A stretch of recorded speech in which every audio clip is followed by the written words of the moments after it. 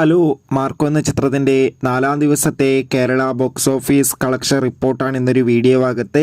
വീഡിയോയിലേക്ക് മുൻപ് video like ചെയ്യുക, ചാനൽ സബ്സ്ക്രൈബ് ചെയ്യുക. ഡിസംബർ മാസം ഇനിയും ധാരാളം ചിത്രങ്ങൾ OTT റിലീസ് ചെയ്യുന്നുണ്ട്. ചാനൽ ഭാഗം പരിശോധിച്ചാൽ നിങ്ങൾക്ക് കാണാൻ വേണ്ടി സാധിക്കുന്നതായിരിക്കും. ഉണ്ണി മുകുന്ദൻ, സിദ്ദീഖ്, ജഗദീഷ് എന്നൊക്കെ പ്രധാന കഥാപാത്രങ്ങളായെത്തിയ ചിത്രമായിരുന്നു മാർക്കോ.